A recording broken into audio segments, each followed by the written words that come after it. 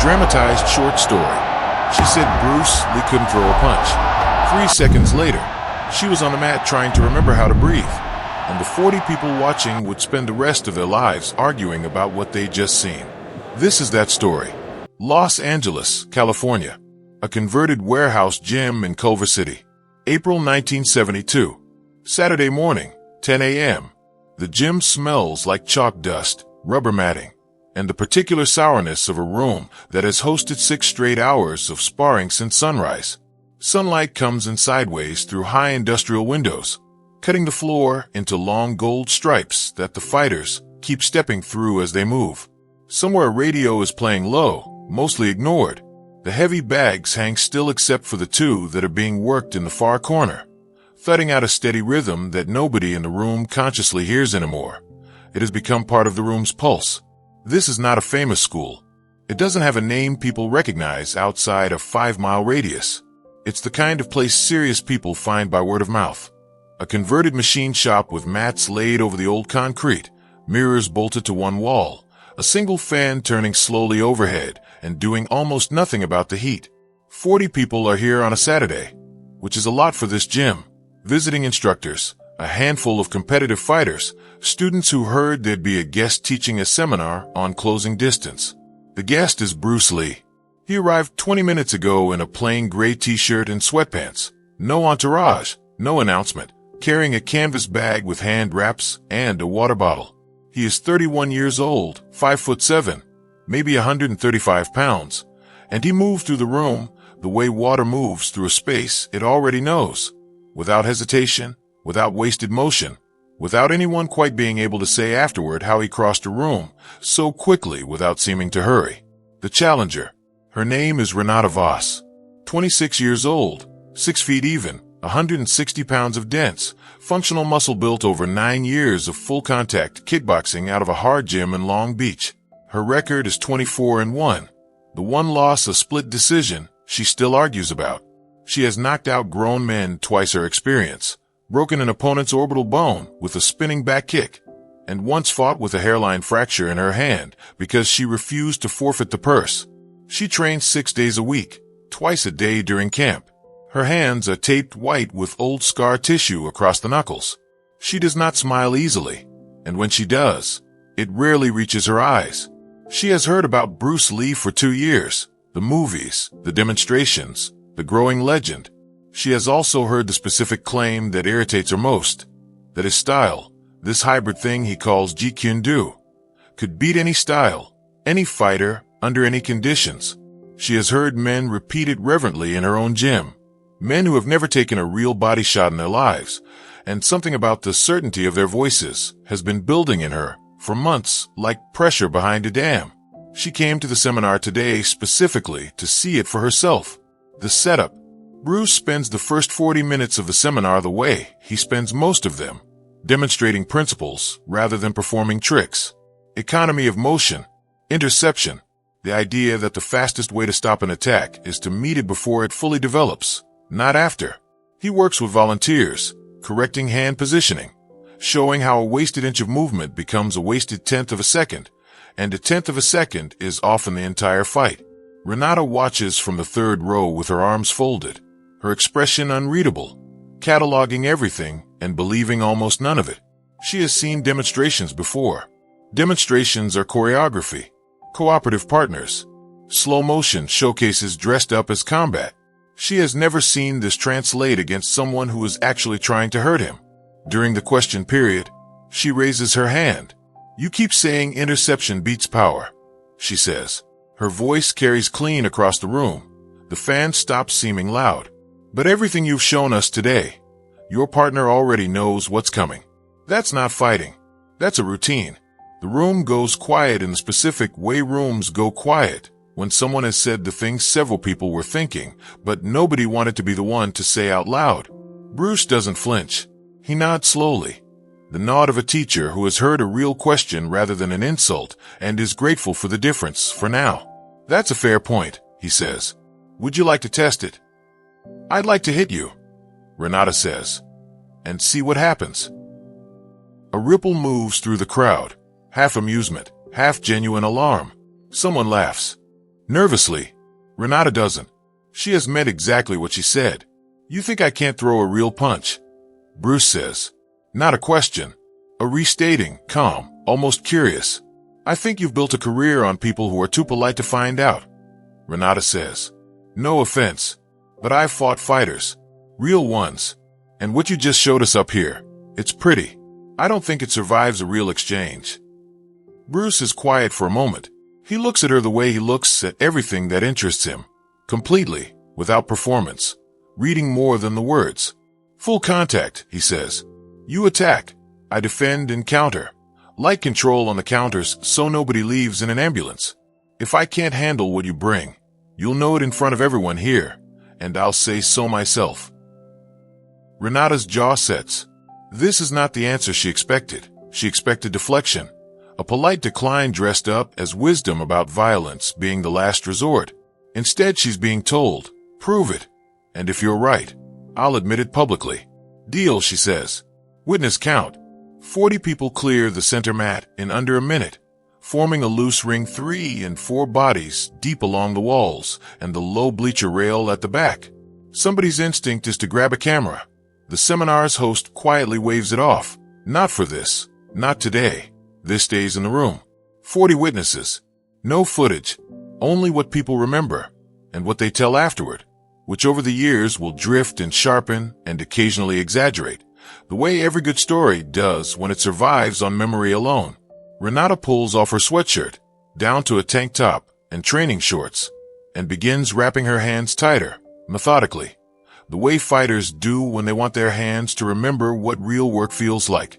Bruce rolls his shoulders once, twice, settles his weight, says nothing.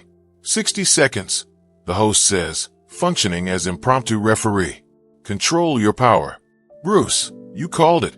You're taking real shots. Renata, no illegal targets. No follow-ups on the ground. Otherwise, go. The fight. Renata doesn't wait. She has never waited for anyone in her life. And she isn't about to start with a 135-pound movie actor in front of 40 witnesses. Second one. She closes distance fast, low, and throws a jab-cross combination with real snap behind it. Not a testing jab. A committed one. The kind that has put grown men on their heels. It is a good punch. It is the punch of someone who has thrown 10,000 of them exactly like it. It finds nothing. Bruce's head has already moved 4 inches to the outside, his lead hand rising in something that isn't quite a block, more a redirection, a soft parry that meets her wrist a fraction before full extension and guides the punch a few degrees wide of where it needed to be. He doesn't retreat. If anything, he's a half step closer than he was a second ago. Second two. Renata's cross follows immediately, and this one she's thrown with real bad intentions. She felt a jab miss, and her instinct is to load more power into the next one, not less.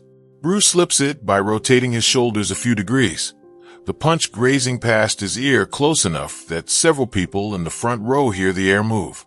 The crowd, which had been quiet, goes quieter. Second three. Renata switches levels and throws a low kick aimed at his lead thigh. The kind of kick that has ended fights in her weight class by simply making the other leg stop working. Bruce checks it, shin to shin, absorbing it without stepping back. And for the first time, Renata feels something unfamiliar travel up through her own leg. The specific ache of hitting something that didn't yield the way flesh over muscle normally yields. It was like kicking a fence post wrapped in a towel. She resets. Faster now, angrier. The calculation shifting somewhere behind her eyes from this will be easy to something is wrong with my math. Second 4 through 6. She throws a full combination. Jab, cross, hook, rear leg round kick. 4 techniques inside 2 seconds. The kind of output that has finished fights outright against opponents her own size. Bruce moves through all for like he's reading a sentence he already knows the end of. Slip, duck, roll under the hook, so close his hair moves in the wake of it.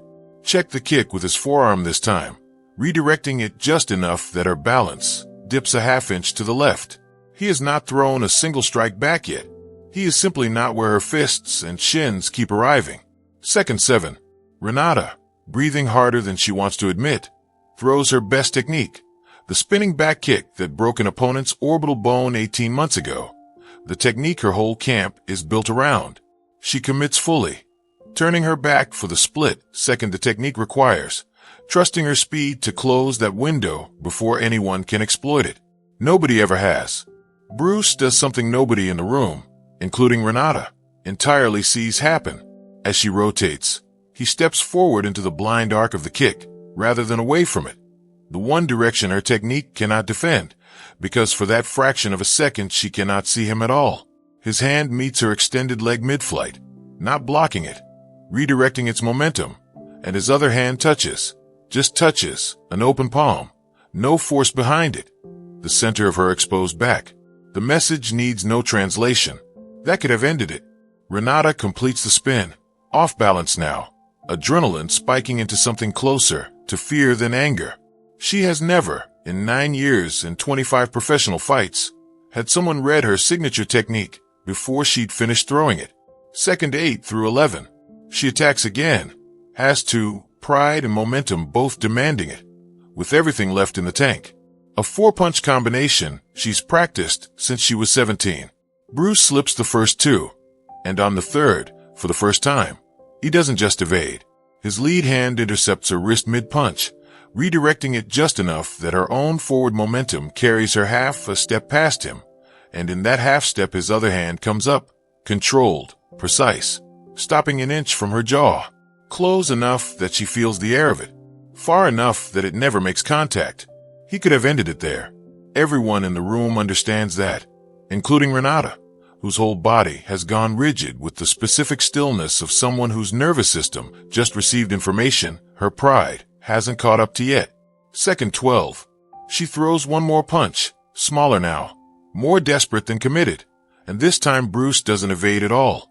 He steps in close, inside the punch's effective range, where her reach becomes a liability rather than an asset, and delivers a single controlled strike to her sternum.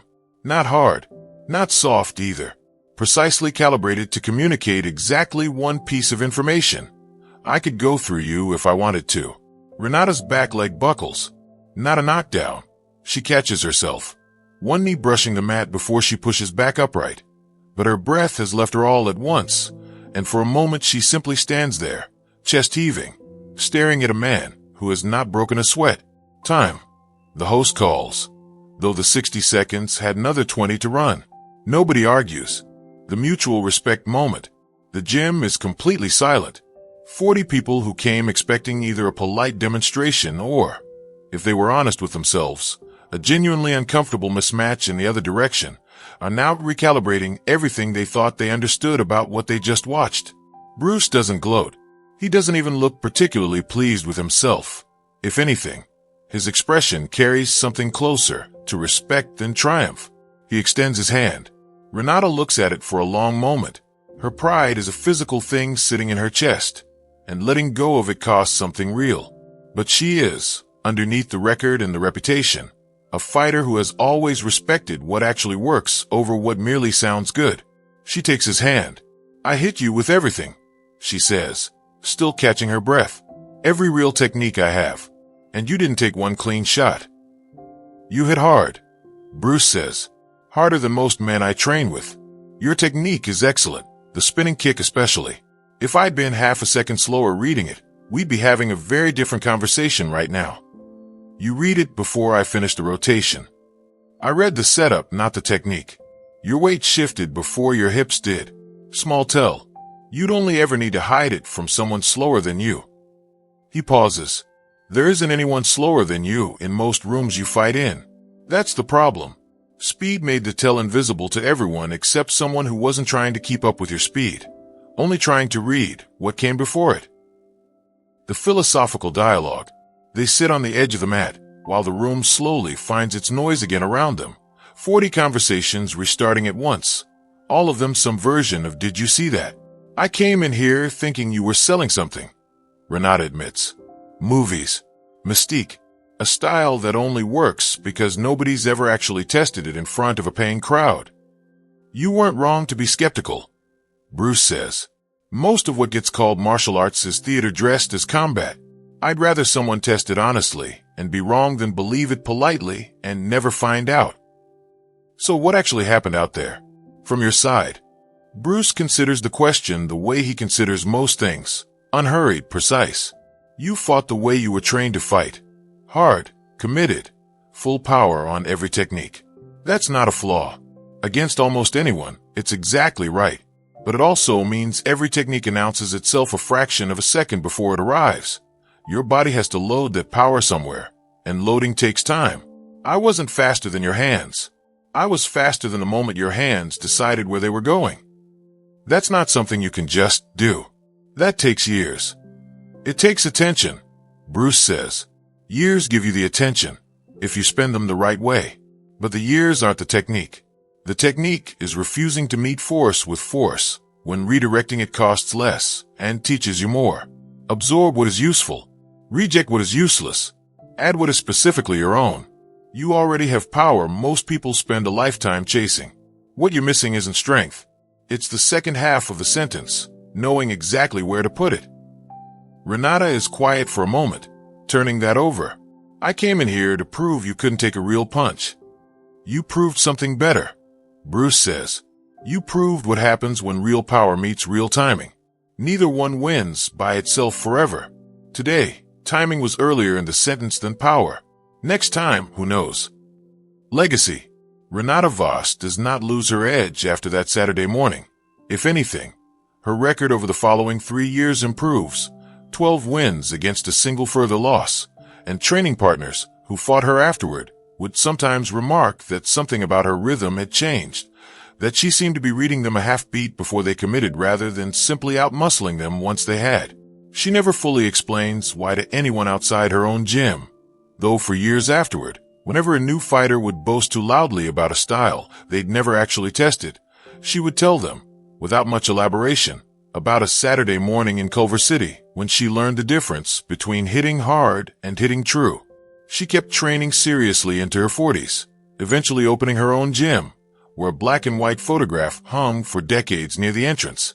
Now the fight, since no camera was ever allowed to capture it, but a photo from later that same year, Bruce and Renata standing together after a different seminar, neither smiling widely, both looking like two people who understood something the camera couldn't quite show. She told the story exactly once to a journalist, decades later, who asked her outright whether it had really happened the way people said, whether Bruce Lee had truly stood still and taken every technique a professional kickboxer could throw without landing a mark. People will tell you it's exaggerated, she said. Every version gets a little bigger every time somebody repeats it. I was there. I don't need the exaggerated version. The real one was enough. 40 witnesses. 3 seconds that mattered most, buried inside 60 that felt like much longer. And a lesson that outlived the argument that started it. That the surest way to discover what you don't know is to test it, honestly, against someone who isn't afraid to show you. She still tells her students, when they get too certain of themselves before they've been tested. Asterisk, I said he couldn't throw a punch. He proved me wrong, without ever really throwing one at all. That's the part people always